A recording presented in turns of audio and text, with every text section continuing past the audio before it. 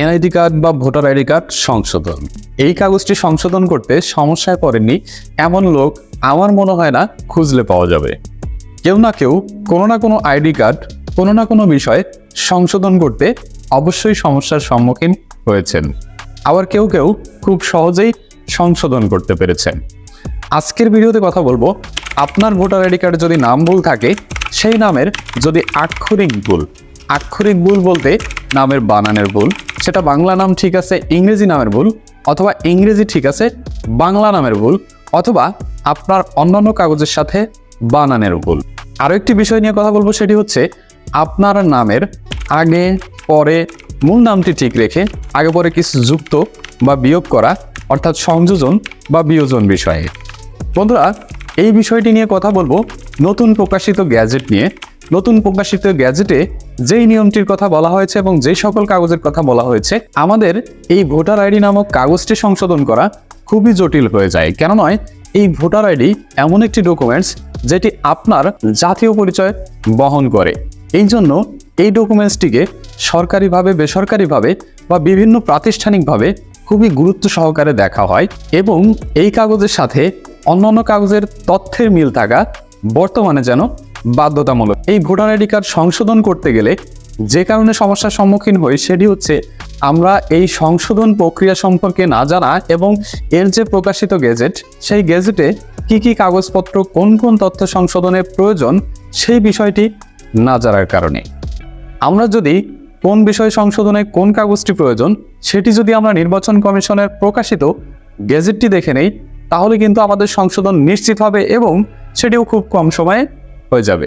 তো বন্ধুরা, আমরা যদি নির্বাচন কমিশনের নতুন গ্যাজেটটি দেখি এবং সেই গ্যাজেটে নিজ নামের আক্ষরিক ভুল এবং সংযোজন বিয়োজনের ভুল, মূল নামটি ঠিক রেখে এই বিষয়টি যদি আমরা দেখি, তাহলে প্রথমে আমরা আক্ষরিক ভুলের নিয়মে যদি দেখি যে সকল কাগজপত্রের প্রয়োজন, প্রথমত ভোটার আইডি প্রোফাইলে যদি শিক্ষাগত যোগ্যতা দেওয়া থাকে, সেই শিক্ষাগত যোগ্যতার সনদটি, অথবা অ্যাডমিট কার্ড, অথবা রেজিস্ট্রেশন কার্ড, অথবা মার্কশিট, এর যে কোনো একটি দিলেই চলবে।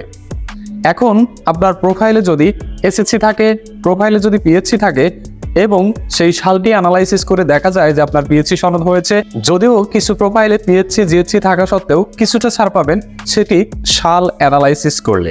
সাল অ্যানালাইসিস করে যদি দেখা যায় আপনি যেই সালে ভোটার হয়েছেন তখনকার সময়ে বা ওই সময়ে হিসাব করলে এবং পাশের সালে হিসাব করলে আপনার জিএইচসি সনদ হয়নি বা পিএইচসি সনদ হয়নি, তাহলে আপনি মওকুফ পাচ্ছেন। এবং যদি আপনার দশম শ্রেণী বা এসএসসি থাকে বা এইচএসসি থাকে, যত বড় শিক্ষাগত যোগ্যতাই থাকুক না কেন, আপনাকে কমপক্ষে এসএসসি সনদটি দাখিল করতেই হবে।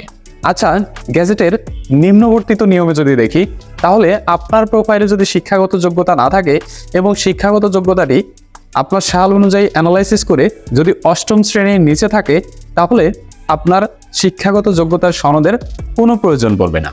সেই ক্ষেত্রে আপনার নামের আক্ষরিক ভুল অথবা সংযোজন বিয়োজন বা মূল নাম ঠিক রেখে মোহাম্মদ যুক্ত বা শেষে শেখ আহমেদ যেটাই যুক্ত করতে চান না কেন, আপনার প্রথমত যে সনদটি প্রয়োজন পড়বে সেটি হচ্ছে আপনার জন্ম নিবন্ধন সনদ। অবশ্যই জন্ম নিবন্ধন সনদটি ডিজিটাল হতে হবে এবং বাংলা ইংরেজি দুটো কপিতেই কনভার্টেড থাকতে হবে। সেই সাথে নাগরিক সনদ বা চেয়ারম্যান সনদ যেটাকে বলে, এই কাগজটি আপনার প্রয়োজন পড়বে।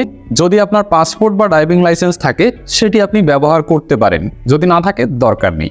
এরপরে স্বামী বা স্ত্রীর ভোটার আইডি, যদি আপনি বিবাহিত হয়ে থাকেন তাহলে এটি ব্যবহার করবেন, যদি না করে থাকেন তাহলে এটারও দরকার নেই।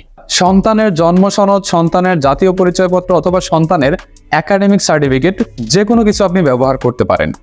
যদি না থাকে সন্তানাদি বা আপনি বিবাহই করেননি বা যদি আপনার এগুলো না থাকে সন্তানের, তাহলে দরকার নেই।